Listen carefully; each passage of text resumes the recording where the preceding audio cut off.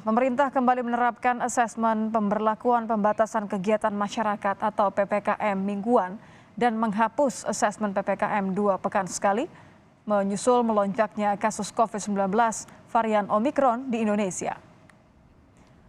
Menko Kemaritiman dan Investasi Luhut Binsar Panjaitan dalam keterangan pers virtual evaluasi PPKM Minggu sore memaparkan sejumlah strategi untuk menekan laju penyebaran, terutama varian baru Omikron.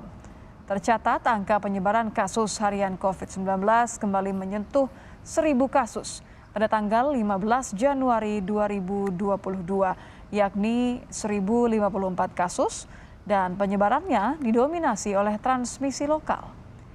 Luhut menegaskan PPKM level masih menjadi pilihan kebijakan pemerintah dalam menangani kasus COVID-19 di Indonesia.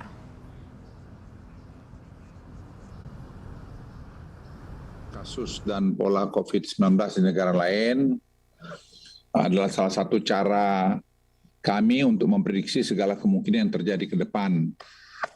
Hari ini di Inggris dan Afrika Selatan telah melewati puncak kasus varian Omikron, dan negara-negara lainnya juga sudah mulai terlihat tanda-tanda flattening seperti di Amerika Serikat atau Prancis. Namun di belahan negara Asia seperti India, Thailand, Filipina masih terjadi peningkatan kasus yang cukup tinggi. Meski gejala lebih ringan dan risiko perawatan rumah sakit lebih rendah, Menteri Kesehatan Budi Gunadi Sadikin mengungkapkan 90% transmisi lokal varian Omikron terjadi di DKI Jakarta, sehingga perang utama menghadapi Omikron adalah di ibu kota. Menteri Kesehatan menambahkan berkaca dari kasus varian Omikron di negara-negara lain yang mencapai puncak dengan cepat, yaitu antara 35 sampai 65 hari, maka perlu diwaspadai kenaikan kasus varian Omikron di Indonesia. Diperkirakan terjadi pada pertengahan Februari hingga awal Maret 2022. Meski demikian, jika kasus Omikron meningkat, warga tidak perlu panik karena pemerintah sudah melakukan sejumlah langkah untuk menanganinya.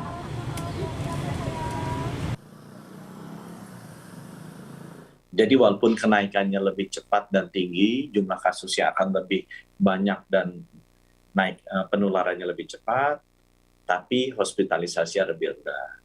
Sehingga minta tolong dikomunikasikan dengan baik ke seluruh rakyat, bahwa nanti kalau ada kenaikan jumlah kasus yang cepat dan banyak, tidak usah panik, kita terus waspada, kita monitor ketat hospitalisasinya. Artinya yang masuk ke rumah sakitnya seperti apa. Sampai sekarang sudah lebih dari 500 orang yang terkena Omikron yang dirawat di rumah sakit, dan yang pulang sudah 300-an, yang butuh oksigen hanya 3, dan itu masuk kategori ringan, jadi tidak perlu sampai ventilator, masih oksigen biasa yang dipasang di mulut, tidak dimasukkan ke dalam.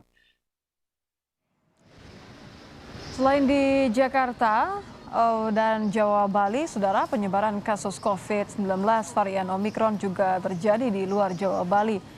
Jika dilihat dari jumlah kasus aktif dari tanggal 8 sampai 15 Januari 2022, dari 8.683 kasus, kontribusi luar Jawa Bali sebanyak 194 kasus atau 23%. Menko Perekonomian Erlangga Hartarto menyatakan langkah pencegahan terhadap penyebaran virus varian Omikron sudah disiapkan oleh pemerintah.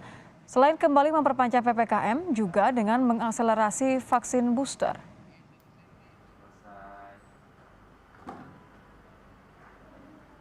Nah, terkait dengan perpanjangan penerapan PPKM di luar Jawa Bali, ini kriterianya berdasarkan level assessment, kemudian juga capaian vaksinasi yang dosisnya pertama di bawah 50% dinaikkan 1 level, sehingga perpanjangan dilakukan untuk 14 hari ke depan